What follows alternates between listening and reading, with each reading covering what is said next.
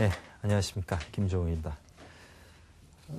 저희가 지난 시간에 했었던 게 포스트 모던의 어떤 철학에 들어가기에 앞서서 그 전에 포스트 모던 철학의 어떤 맹아와 같은 그런 것을 이야기했습니다. 그래서 소위 현대 철학이라고 하는 포스트 모던 철학을 낳게끔한 마르크스, 니체, 프로이드 이 세 분에 대한 사상을 살펴보는 시간을 가졌고, 이번 시간에는 그들 세 사람의 사상에 의해서 어떤 싹을 맺기 시작한, 열매 맺기 시작한 그 포스트 모던의 철학이 과연 어떤 성격을 지니고 있느냐 하는 것을 보겠습니다. 이번 시간에 할 것은 소위 현대 서양 철학을 갖다가 어떤 그 개념적인 특징을 잡을 거예요.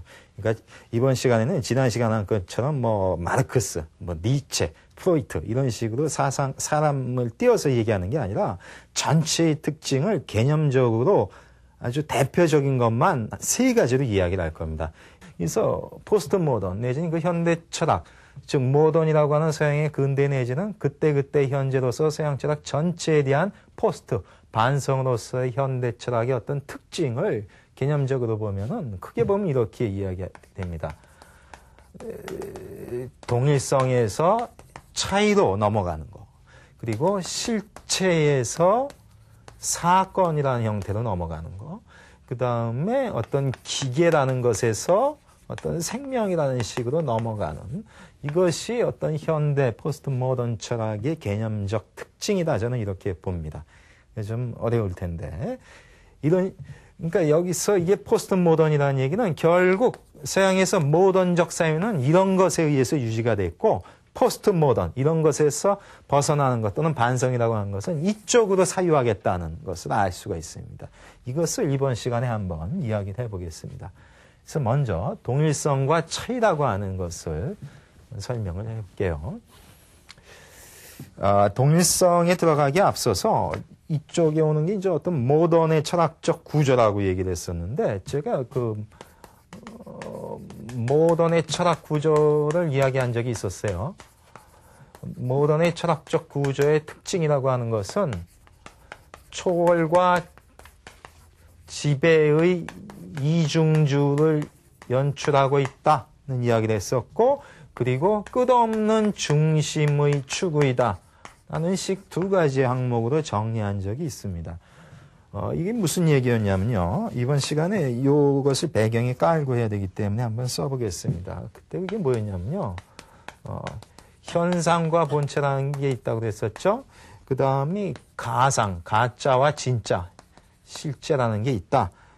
그리고 개별적인 것이 있다면은 보편적인 것이 있다. 여기까지 세 개가 서양 고대 철학의 대표적 특징이라면, 이것을 피조물과 창조주 사이에 관계로 놓고 보는 것이 근대 철학이고, 여기에다가 이제 육체와 영혼을 배치시키는 경우가 있습니다. 중세에.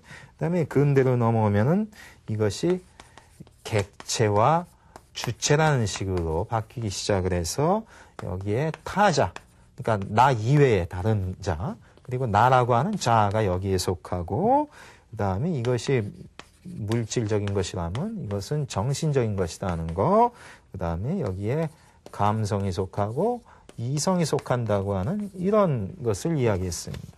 다음 여기서 초월이라고 하는 것은 이쪽 왼편과 오른편을 나눴을 때 왼편에서 오른편으로 넘어가고자 하는 것이 초월입니다. 근데 넘어가서 그냥 머무는 게 아니죠. 넘어간 이걸 가지고 다시 이쪽으로 나와서 지배하고자 하는 것. 그것입니다. 그러니까 이쪽에서 이쪽으로 넘어간 다음에 이 무기를 가지고 이 세상을 갖다가 지배하고자 하는 것이 서양적 형이상학의 특징이다. 이렇게 볼 수가 있었습니다. 그런데 그리고 이 중심이라고 하는 것이 뭘까요? 어떻게 보면 이쪽에 놓이는 게 바로 중심이라고 볼 수 있죠. 이쪽 오른편항에 놓이는 것들이 바로 어떤 중심의 역할을 하는데, 중심이라고 하는 것은 그 본체나 실제에서도 알 수 있듯이 영원 불변한 것입니다. 영원 불변성을 지닌 어떤 이런 것을 지닌 어떤 하나의 축, 하나의 축입니다. 그러니까 중심은 하나라는 것이죠. 그 하나가 어디서 나옵니까? 여기 보편에서도 알았고 우리가 창조주 하나님 한 분이라는 거기서도 나오듯이 이쪽은 언제나 숫자상에 있어서 하나를 뜻한다면 이쪽은 잡다, 다, 많은 것들을 뜻한다 이렇게 볼 수 있습니다. 여기가 하나라면. 그래서 그 하나가 모든 것을 움직여가는 축이 된다는 거예요. 그러니까 이 중심의 축의 성격은 이렇게 다양하게 시대마다 달리 묘사가 되어 왔었다. 이렇게 볼 수가 있습니다. 그렇다면 이 중심이라고 하는 것은 각 시대를 갖다 움직이는 각 시대의 지배자와 같은 그런 개념 역할을 하는 거였다는 것이었죠. 그래서 서양 고대까지 보면 그 지배자 역할을 했던 것이 플라톤의 이데아와 같은 그런 것이라면 중세 천년을 지배했었던 그런 것은 바로 신이라고 할 수 있고 그 이후의 근대는 바로 인간이 그런 중심의 축의 형성이 됐었고 이것이 그 말년에 가서 근대 말기에 제국주의 형태가 되면 소위 서구 그러니까 서양과 유럽이라고 하는 이쪽이 중심의 역할을 하게 되는 것이 제국주의 시대라고 했었습니다. 이들이 각 시대의 중심 축의 지배자 역할을 했었죠. 근데 이런 것이 바로 이런 중심의 역할을 하는 지배자라고 하는 것이 바로 동일자, 동일성 그런 거라는 겁니다. 왜? 하나의 것이니까. 동일자라고 하는 것은 뭐냐면요. 이런 것이에요. 그러니까 두 가지 뜻이 있는데 변치 않고 동일하게 남아있는 것.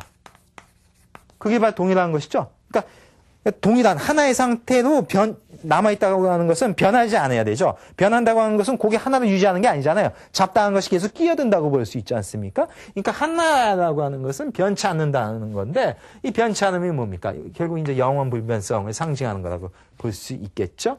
그 다음에 그 동일자라고 하는 것은 모든 것을 하나로 모아들이는 것. 그렇죠? 그 하나로, 그 동일한 것으로 모든 게 빨려 들어가는 그런 거라고 볼 수 있습니다. 그러니까 예를 들면 이렇게 볼 수 있죠. 우리가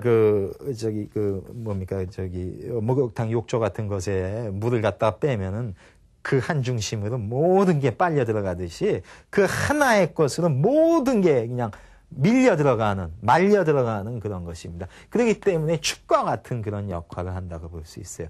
그렇다면 서양의 형이상을 추구했었던 이 중심의 축이라고 했었을 때 그 중심은 다시 표현하면 동일자 또는 동일성이라고도 볼 수 있습니다. 그러면 이건 이렇게 볼 수 있죠.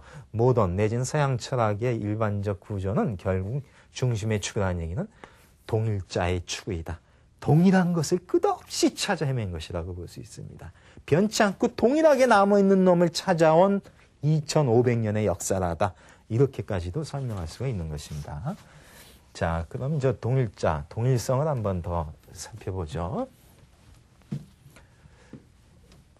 그러면은 여기서 동일성이라고 하는 것은 소위 변하지 않고 영원 불변하게 남아있는 것. 변화하지 않고 동일하게 남아있는 것이라고 했었죠. 근데 이것은 바로 변화를 부정하는 것. 즉, 불변의 논리라고 볼 수 있습니다.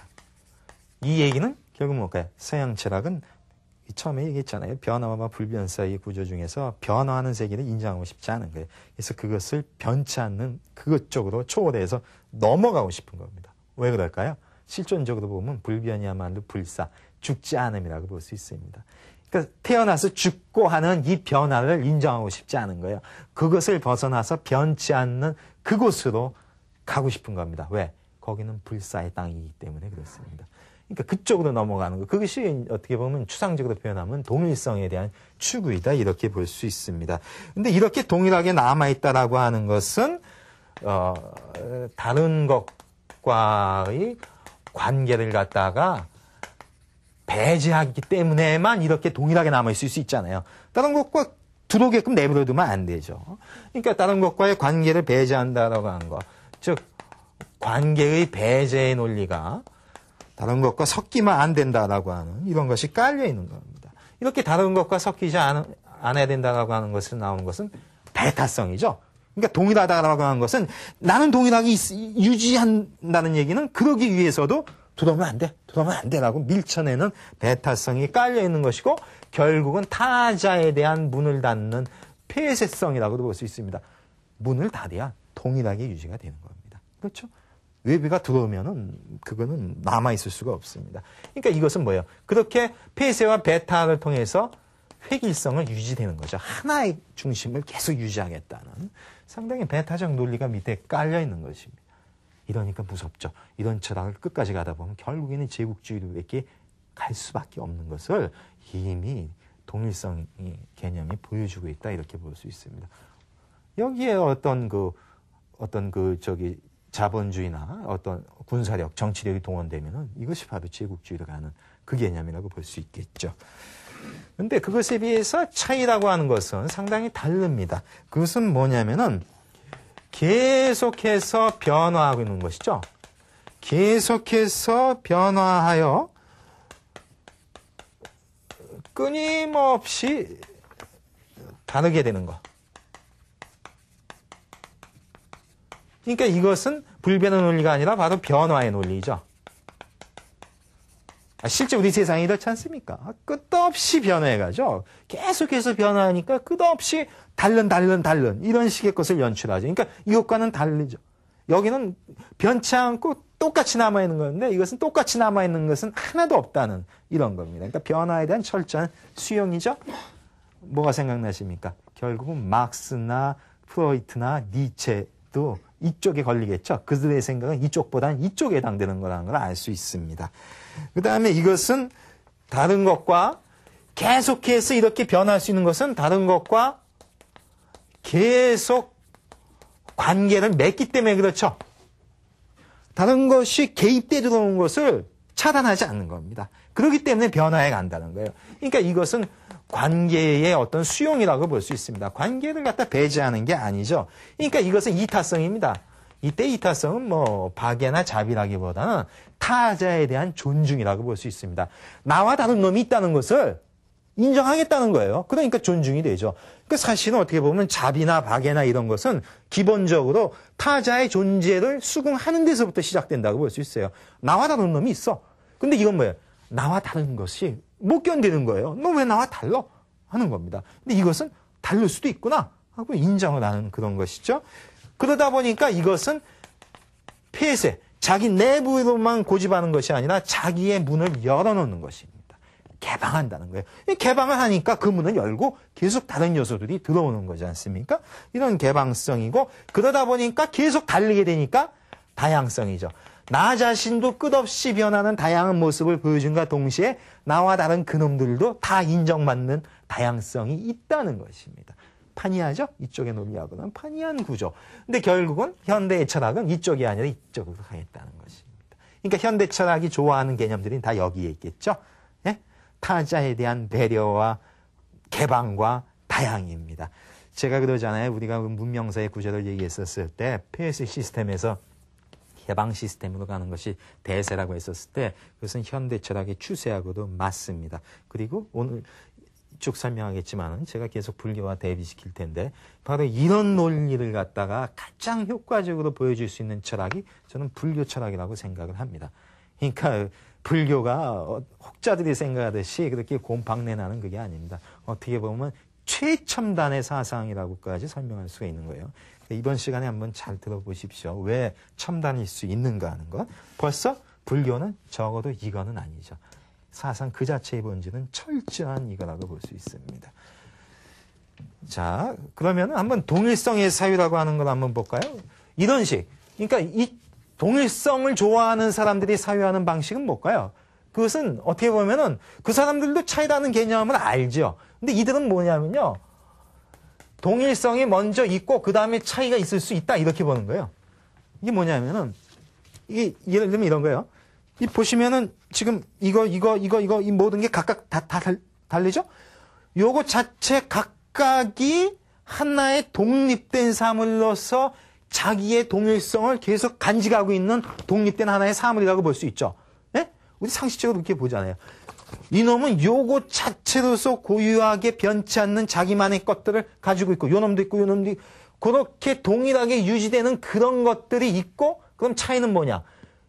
결국 그들 사이의 관계, 그러니까 독립적으로 있는 그런 것들이 먼저 있고 그들 사이의 관계 속에서 조금 다른 것들이 나오는 게 차이일 뿐이다 이런 거예요. 우리는 흔히 그렇게 생각하지 않습니까?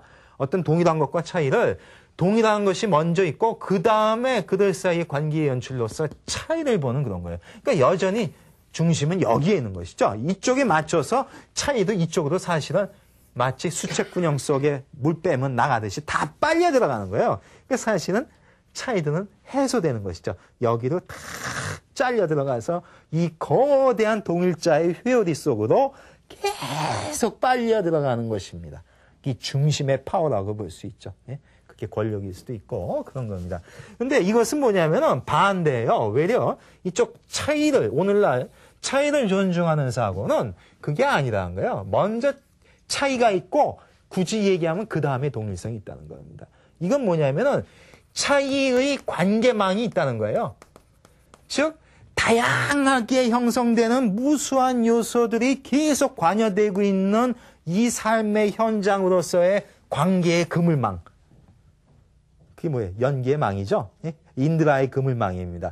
그런 화음적 그물망으로서 실제 그런 세계가 먼저 있다는 겁니다. 우리 세계는 그런 거 아니란 거예요. 중중무진하는 인연의 끝없는 관계 속에서 벌어지고 있는 이 삶의 현장이 있고 그리고 나서 사람들이 개념적으로 분별해내니까 동일한 게 있다라고 상정할 뿐이라는 거예요. 세상에 동일한 게 어디 있어요? 제가 지금 동일합니까? 벌써 시작한 지 지금 보면 17분 지났습니다. 예? 제가 지금 동일하게 있어요? 동일하게 있으면 전 죽은 거예요. 그리고 동일하게 있으면 어떻게 됩니까? 여러분과 저와의 커뮤니케이션도 전혀 되지 않겠죠. 왜? 여러분 사고의 흐름 자체가 동일성을 끝없이 밀어내면서 그 흐름의 일부에 참여하고 있지 않습니까? 그렇죠? 그러니까 어떻게 보면 동일성, 똑같이 남아있는 놈이라고 하는 것은 사실은 인간의 생각할 뿐이라는 것이죠. 실제로 인정할 수 있는 것은 다양한 것의 어떤 연쇄 관계에 있는 그물의 망이다 이렇게 볼 수 있습니다. 이게 있다는 얘기죠. 그러니까 이렇게 본다는 얘기는 어떻게 보면 연기적 사유를 그대로 반영한 거라고 볼 수 있습니다. 제가 화음에서 사사무예를 얘기했잖아요. 각 사건과 사건. 네? 인드라의 그물망 얘기했지 않습니까? 이게 평면 그물도 아니고 그야말로 이게 전방향, 360도 전방향에서 그물이 얼기설기되어 있는 이런 인과 연애, 직접 조건과 간접 조건의 끝없는 연쇄인데 이것이 계속 요동을 치잖아요. 서로 조건을 개입시키니까 그런 것 속에서 무수한 다양성들이 드러나는 것이죠. 그런데 여기서 굳이 사람이 어떤 동일성을 개념으로서 잡을 뿐이지 실제로는 인정할 수 있는 건 이것밖에 없다라고 하는 거. 이것은 어떻게 보면 화음적 사유의 극대화다 이렇게 볼 수 있습니다. 그러니까 여기하고 잘 들어맞죠. 차이의 사유. 그러니까 연기의 사유는 바로 차이의 사유이다 이렇게 볼 수 있습니다. 그럼 이것을 현대 철학의 어떤 대표자의 입을 빌어서 한번 얘기를 해볼까요? 예를 제가 하나 드리겠습니다. 이런 동일성보다는 차이의 생각을 존중하는 것을 현대 철학의 대표자 중에 데리다라는 프랑스 철학자가 있습니다. 이분의 개념 중에 디페랑스라는 게 있어요.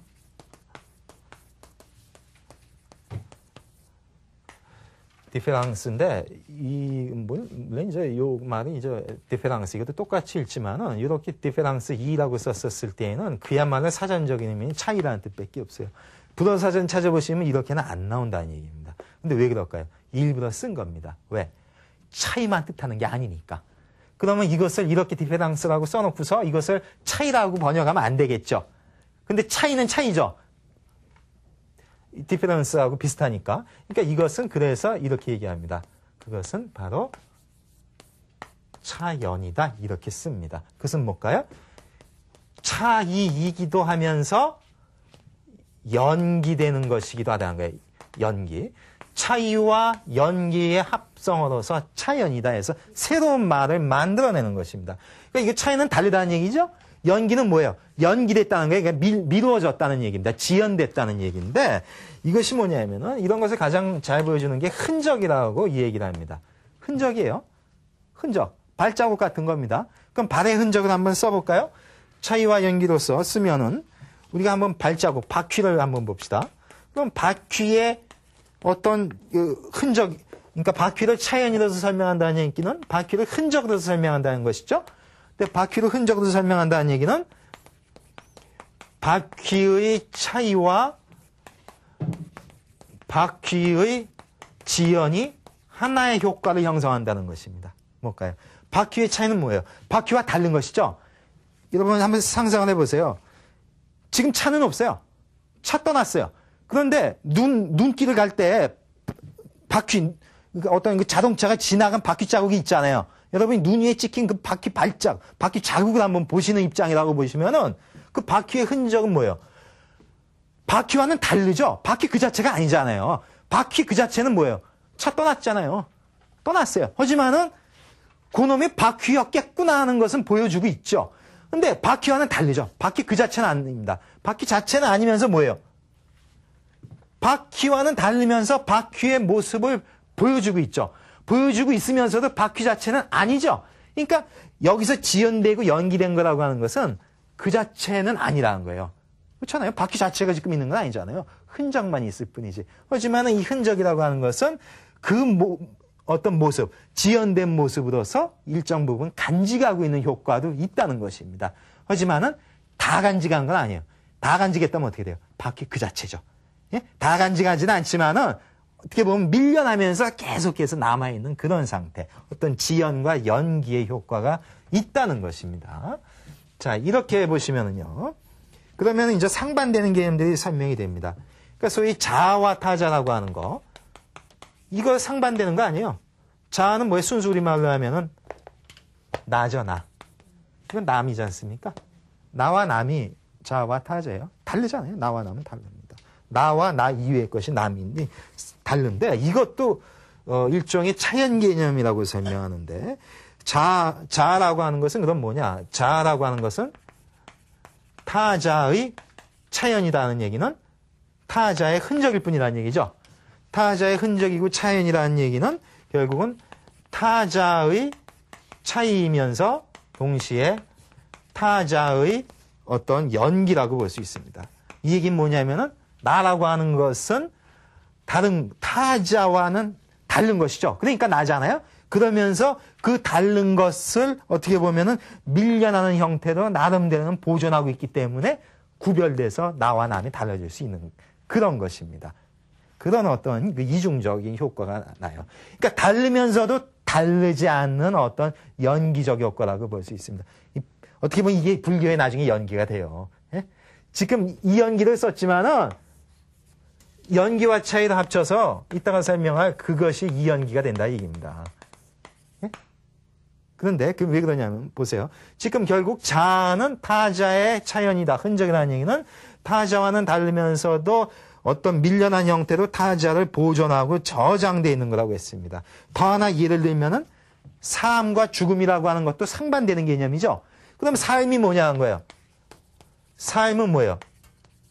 죽음의 흔적이고 죽음의 차연이라는 얘기는 삶은 죽음과 차이 나는 것이죠. 그러면서 동시에 죽음의 연기입니다. 죽음을 밀려내는 그런 거예요. 왜요? 살아있다라고 하는 것은 죽지 않은 것이죠. 죽음과는 다른 것입니다. 그러면서 뭐예요? 어떤 죽음을 나름대로 일정 부분 간직하고 있는 그런 거예요. 그렇기 때문에 삶이 존재할 수 있는 거 아닙니까? 죽음 없이 무슨 삶이 있어요? 예? 인정하고 싶지 않지만 여러분이 살아있다라고 하는 것은 바로 죽음에 의해서 규정되고 죽음에 가까이 다가간다는 것이고 바로 그 죽음이 나와 끝없이 대면해 나가고 있다는 거라고 볼 수 있습니다. 이렇게 본다면은 결국에는 삶과 죽음, 우리가 종래 상식으로 보면 상반되는 거지 않습니까? 삶이 아닌 게 죽음이잖아요. 그리고 자아가 아닌 게 타자인데 지금 이렇게 차연이를 설명하면은 서로 상반되는 것이 아니라 어떻게 보면 상반되는 것들이 서로를 갖다가 보충대리해야 한다는 거예요. 서로가 서로를 갖다가 뒷받침해주면서 대신하고 있는 거라고 볼 수 있어요. 그러니까 뭐예요? 자아는 타자와의 자아일 뿐이고 삶은 죽음과의 관계 속에서 삶일 뿐이라는 겁니다.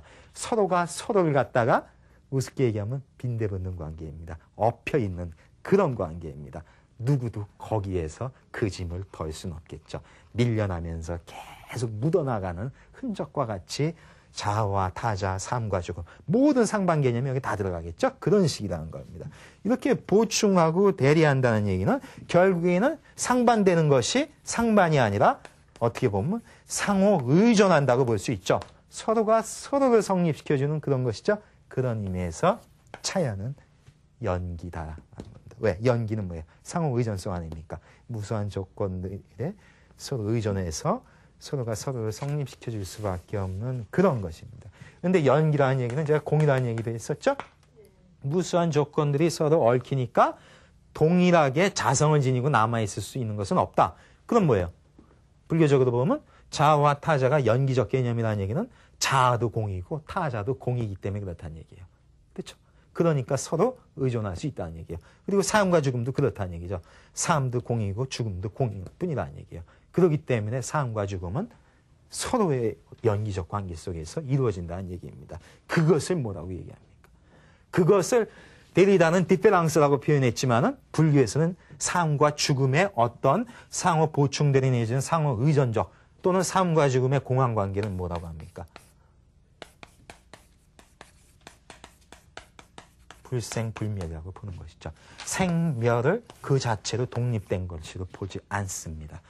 그러니까 생하지 않으니까 멸이라는 그런 뜻이 아니라 둘 다를 부정한다는 얘기는 결국은 뭐냐면 생멸을 어떤 개념, 그 상대적인 그런 걸로 해소할 수 있다는 것입니다. 그렇기 때문에 생멸에 매이지 않을 수 있다는 식으로 불교는 해석을 하는 것이죠. 그러니까 이런 것들이 통할 수 있는 거예요. 데리다야말로 현대 철학의 가장 최근의 거봉이라고 할 수 있습니다. 근데 물론 그분은 불교에 이런 것을 언급하지 않았지만은 제가 괜히 끌어들이는 게 아니라 기본 정신에서 보면 결국은 맞다는 얘기죠. 어떤 상대가 상대로 해석되는 거예요. 그러니까 이게 절대 아니에요. 종래의 동일성의 철학은 절대의 철학입니다. 모든 상대되는 것을 끊어내버리는 거 아니에요. 근데 이쪽에 차이로 간다는 얘기는 그것은 상대의 철학입니다. 상대. 예? 그러니까 서로 대립되는 것이 서로 의존한다는 쪽. 그래서 차이성을 인정하겠다는 쪽으로 가는 건데 이것이 불교식으로 해석하면 뭘까요? 이렇게 볼 수 있습니다. 상호, 이거 하나의 의존 그런 관계인데 어떤 연기적인 그런 것이죠. 단순한 상대성보다도 어떻게 보면은 이런 그 디페랑스 효과가 더 잘 드러나는 표현인데 불교에서는 상대를 얘기할 때 이런 말보다는 이 말을 더 많이 씁니다. 대대라고 해서 이 말을 더 많이 써요. 이런 것들이 다 여기에 담겨 있는 효과이다 이렇게 볼 수 있습니다. 그 다음에 실체에서 어떤 사건으로 간다는 이야기인데 그것은 뭐 훨씬 설명하기 이제 쉬워졌어요. 왜냐하면 동일자를 설명했으니까. 여기서 실체라는 얘기는 어떤 동일자와 마찬가지예요. 뭐냐면은 여기서 실체라고 하는 것은 서양에서 얘기할 때 개체와 본질, 이건 뭐 제일실체, 제일시체라고 그러는데 이렇게 얘기하면 어렵죠? 어떻게 보면 간단한 거예요. 저는 뭐예요? 독립되어 있는 하나의 사람이죠. 개별적인 사람이죠. 그러니까 하나의 실체일 수 있어요. 독립된 자이지 않습니까? 그러면서 뭐예요? 제 나름대로의 인간의 본질을 가지고 있잖아요. 그러니까 사람 아닙니까? 그렇다는 거예요. 모든 사물들은 그 자체가 독립되어 있으면서 계속해서 유지되고 있는 자기 나름대로의 본질은 지니고 있다는 거예요. 그게 사물이잖아요. 주변이 다 그렇게 설명될 수 있어요. 그러니까 주변의 모든 사물들을 다 실체라고 보는데 이것은 그야말로 개별적으로 존재한다는 것이죠. 그리고 이것은 계속해서 존재한다는 거예요. 제가 본질을 설명했었죠. 계속해서 나의 성질들 중에서 변치 않고 남아있는 그런 성질이 그런 본질이라고 했습니다. 근데 이것은 일종의 독립존재라고 한다면은 이것은 영속되는, 계속 지속되는 영속존재라고 볼 수 있습니다. 근데 이 독립존재는 사실 불교적으로 보면 이것은 고립존재이고 이것은 어떻게 보면 고정되어 있는 그런 존재라고 볼 수 있습니다. 그죠? 자기만 독립되어 있다고 그러지만 그것을 끝까지 고집하면 고립되어 있는 그거잖아요. 자기만 떨어져 있고 관계가 단절한 상태에 있는 것이고 변치 않고 남아있다고 하는 것은 고정불변하게 남아있다는 그런 것이 될 것입니다. 근데 이것을 표현한 것이 이것을 불교식으로 표현하면 뭘까요? 이것을 불교식으로 표현하면은 독립적으로 고립적으로 존재한다고 하는 것을 불교식으로 표현하면은 스바부하바라고 산스크리트로 쓸 수 있습니다. 홀로 독자적으로 존재한다는 그 뜻이 되고 고정존재, 영원히 지속적으로 존재한다는 얘기는 사르바다 부하바라고 쓸 수 있습니다. 사르바하다는 영원히 지속적으로 존재, 브하바한다는 거예요. 근데 이 두 가지를 일러서 또 스바바라고 그러고 이것을 한자로 번역할 때 자성이라고 번역을 합니다.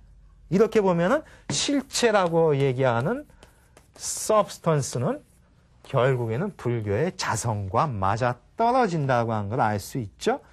그런데 이것에 비해서 사건이라고 하는 것은 뭘까요? 제가 여기서 사건이라고 하는 것은 여러 요소들이 끊임없이 관계를 맺는 거예요.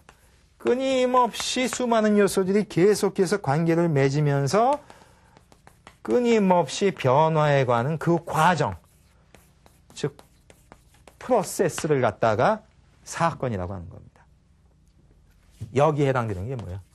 불교의 사사무예라고 했었을 때 그 사사, 사건, 그것이 여기에 해당되죠. 그게 바로 이런 사건 아닙니까? 제가 지금 방송에 강의하고 있는 이 순간의 거, 이 사건이에요. 여러분 사건 그러면은 뭐 사건 보도한다고 해서 좀 특이한 현상이 나오는 게 사건이라고 생각하는데 그게 아니라 모든 일들이 있잖아요. 그 일이 바로 사건이죠. 사건들이. 그러면 진짜 있는 게 뭐냐는 거예요. 분필이 진짜로 있어요?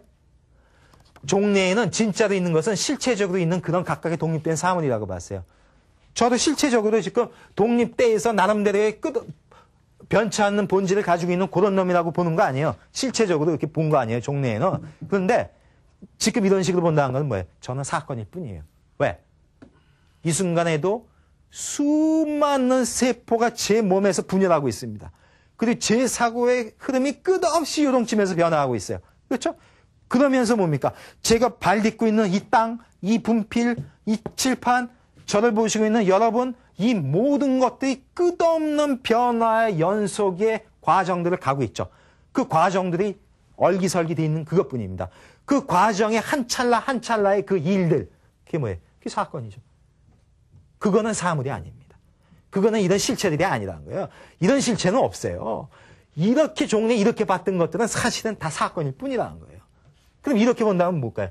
자성과 같은 것을 인정할 수 없다는 거죠. 세상에 이런 게 어딨냐는 거예요. 자성과 같은 게 비어있다라고 하는 게 뭐예요? 공이라는 얘기죠. 네? 이런 공으로 진행되는 사사무예의 그 사건. 사사가 무예하다는 얘기는 사건과 사건이 조화를 이룰 수 있는 그것. 그게 화엄의 법계 아닙니까? 우리의 세계는 바로 그러기 때문에 사사가 공존하는 조화되는 그 법계. 공한 그것은. 공한다는 얘기는 자성이 비어있다는 얘기고 실체적인 것이 없이 사건으로 넘어가야 된다는 겁니다. 세상을 공으로 보라, 연기로 보라, 사사무예한 것으로 보라는 얘기는 현대 철학식으로 얘기하면 세상을 실체로 보지 말고 오직 사건으로 보라는 이야기입니다. 이렇게 해석할 수 있죠. 이 점에서 우리는 프랑스 철학자 중에 들레즈라는 분을 얘기할 수 있습니다. 들레즈라는 분이 주장했던 것 중에 시뮬라크르라는 게 있어요. 이 시뮬라크르라는 말 자체는 어떻게 보면 저기 모사의 뜻이 있습니다. 모상, 흉내의 뜻이에요. 원뜻은, 사전적 뜻은. 그러니까 뭘 흉내내는 거예요. 그 시뮬레이션과 관련된 말이죠. 이렇게 모방하는 그런 거예요. 모방하면 뭐 생각나세요? 플라톤 이데아가 생각나시죠? 플라톤 이데아식으로 하면 어떻게 될까요? 이데아는 참된 실제이고 그놈을 흉내내는 것이 뭐예요? 우리가 얘기하는 그런 사물들이죠? 그러니까 이것은 이데아를 모방해서 본뜬 그런 거 아닙니까? 근데 그것은 뭐예요?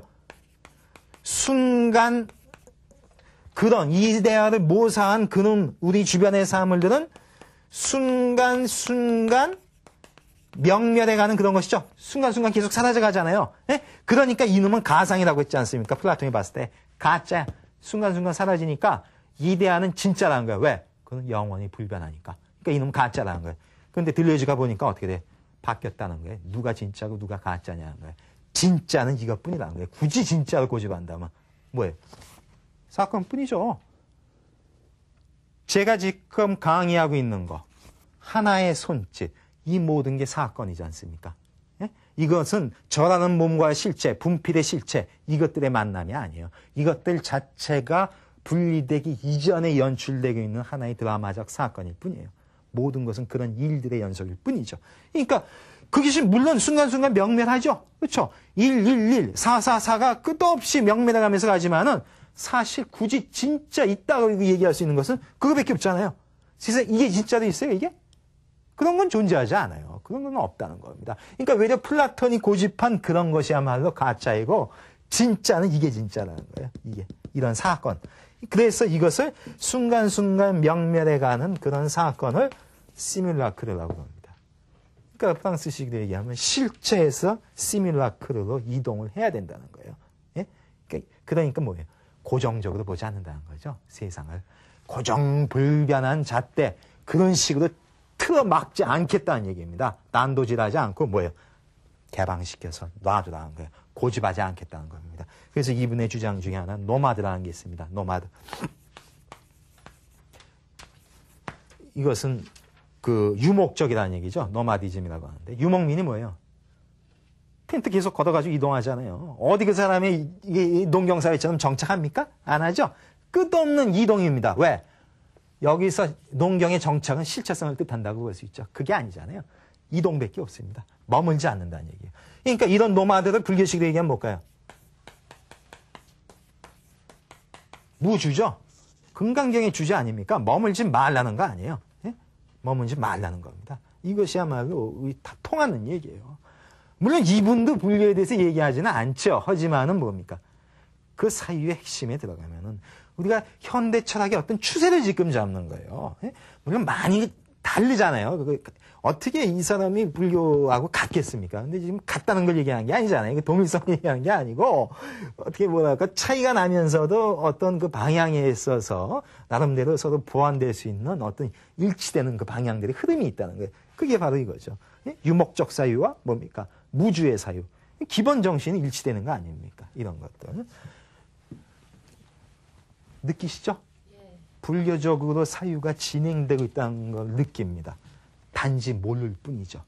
불교인 스스로도 모르고 자기들이 얘기한 서양의 철학자들도 불교를 염두에 두고 한 것이 아니기 때문에 그들도 모를 뿐이지 실제로는 진행돼요. 왜? 그건 따르마이기 때문에 그렇습니다. 세상은 따르마로 그렇게 가는 거예요.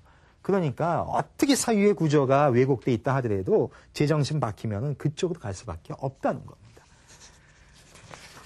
결국은 다르마적 사유라고 볼 수 있겠죠. 그 다음에 기계에서 생명으로 간다는 이야기입니다. 여기서 기계에서 생명이라고 하는 것은 기계는 이런 거예요. 그러니까 부품들의 집합이 기계죠. 자동차 기계죠. 그 뭐예요? 수만 가지의 부품들을 컨베이어 벨트라인 이렇게 쭉 지나가면은 두들겨 맞추지 않습니까? 그러면 결론에 가면 한 대 딱 떨어지죠. 그게 뜻하는 건 뭐예요? 자동차는 결국 수많은 부속품들의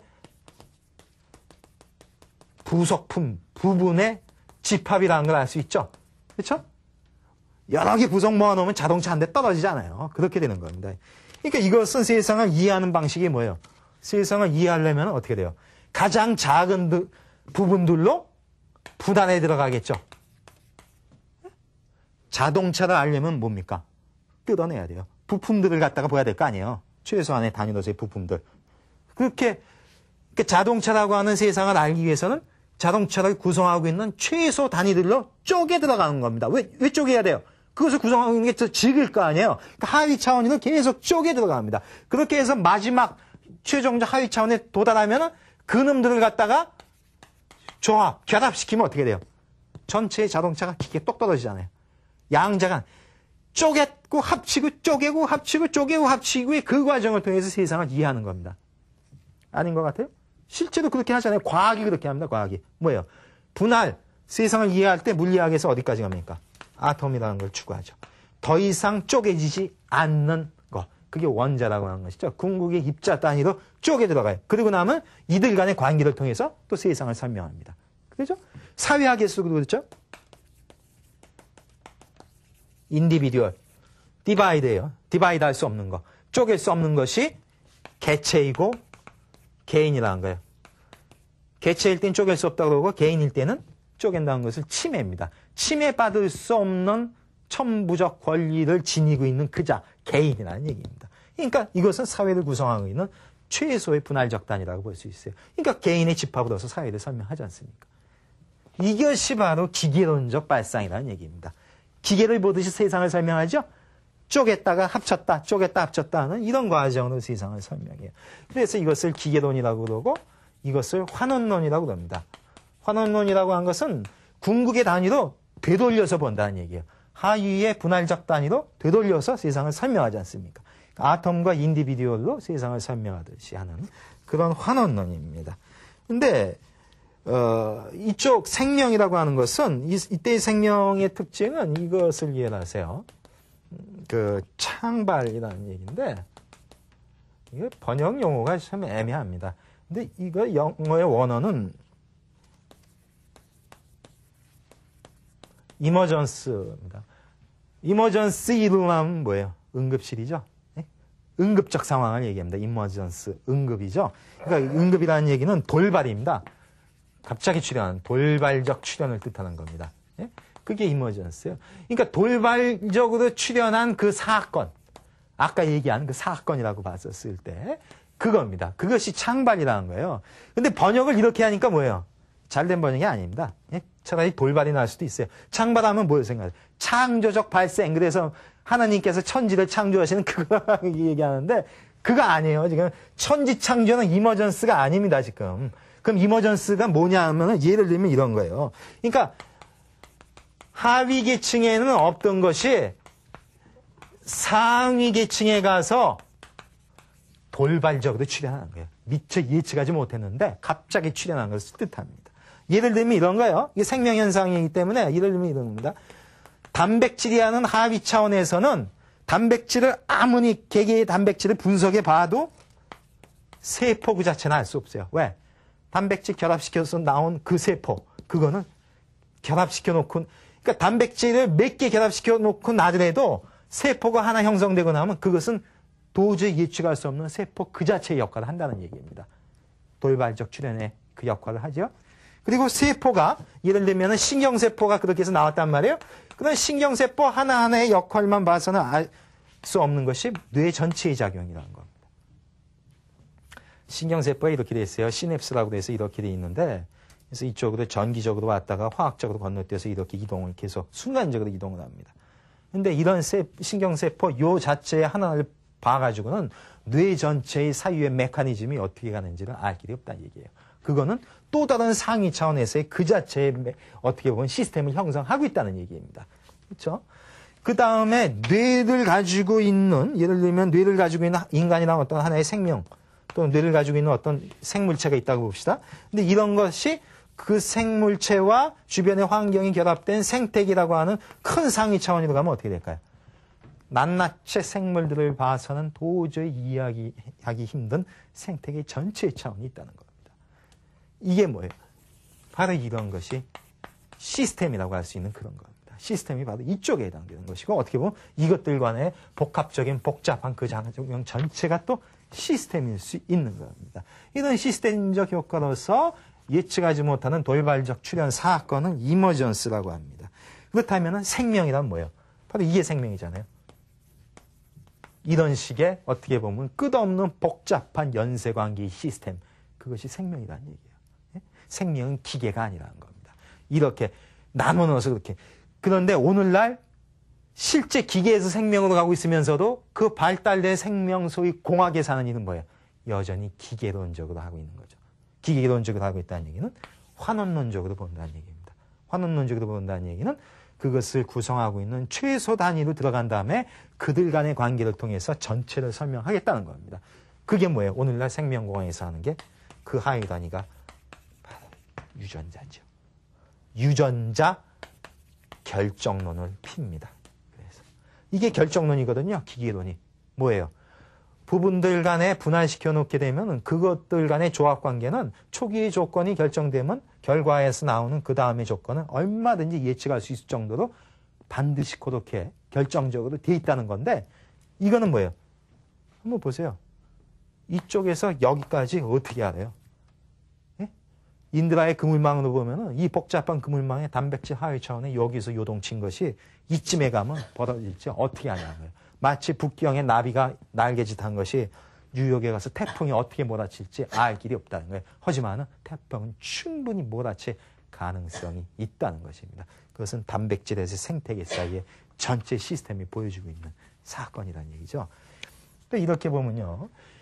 이 전체를 정리하면 이렇게 됩니다. 우리가 지난 시간에서 이번 시간까지 얘기한 게 소위 모던에서 포스트 모던으로 넘어간 걸 이야기했는데 이것을 이번 시간에 의한 이야기로 정리하면 이렇습니다. 그야말로 단순성, 심플리시티한 것에서 복잡성, 컴플렉시티한 복잡성으로의 이동이다 이렇게 볼 수 있어요. 그것을 이제 달리 설명하면 이것이 동일성이 설명이 됐었고 이것이 실체라면은 이것이 기계였었고 동일성이 바로 차이로 넘어가는 거, 실체가 사건으로 넘어가는 거, 그리고 기계가 생명으로 넘어가는 그런 거라고 했었습니다. 이런 식으로 이제 설명을 이번 시간에 했었는데 바로 이것이 뭘까요? 이쪽에도 해당되는 거. 이것이 바로 불교식으로 얘기하면은 바로 자성이라는 그것이죠. 무자성 공이라고 했을 때 그겁니다. 그러니까 선사들이 찾고자 하는 불성으로서의 그 자성이 아니에요, 이거는. 그러니까 용수가 비판했었던 그 자성으로서의 그것이고, 그 다음 자성에서 바로 공적 연기로 넘어가는 그런 거라고 볼 수 있어요. 제가 괜히 붙인 것 같습니까? 이번 시간 진지하게 들으시면은 충분히 납득할 수 있는 그겁니다. 이렇게 본다면은 결국 모던에서 포스트 모던의 이동은 결국은 불교적 사유에 대한 또 하나의 심화의 기회일 수 있다는 얘기고 바로 이것은 복잡성이라는 얘기인데 결국에는 복잡성 그 자체의 방치가 아니라 복잡성 속에서 질서를 찾자는 그것입니다. 그것은 뭘까요? 복잡성이 뜻하는 카오스와 종래의 질서를 뜻하는 로고스인데 종래에는 카오스와 로고스를 대립된 것을 본 거였었어요. 근데 이제는 그렇게 보면 안 된다는 겁니다. 카오스 속에서의 로고스가 있을 뿐이라는 거예요. 카오스 속의 로고스. 이 카오스는 제가 지난번에 만해 선생 화엄 얘기할 때 했지 않습니까? 불교적 카오스는 바로 연기라는 얘기를 했었습니다. 그죠? 그렇다면 연기 속의 공이라는 얘기입니다. 그렇죠? 연기성 속에서의 어떤 질서, 그것은 공무자성의 그 질서, 무상, 무아, 무자성, 공의 그 질서입니다. 그럼 카오스 속의 로고스를 이렇게 써볼까요? 이건 제가 만들어낸 말입니다. 카오스와 로고스를 합쳐서 보아야 된다는 얘기입니다. 앞으로의 사유는 카오로고스로 가야 됩니다. 카오스와 로고스를 합쳐서 보는 그 사유이고 이것은 불교식으로 얘기하면 뭘까요? 연기라는 카오스와 공이라는 것을 하나로 보는 그 사유입니다. 연기 즉 공이로 보는 그 사유예요. 카오로고스와 연기공의 사유야말로 세상을 설명할 수 있고 세상을 구원할 수 있는 그 사유가 될 것입니다. 예, 오늘은 여기까지 설명을 하겠습니다. 예, 감사합니다.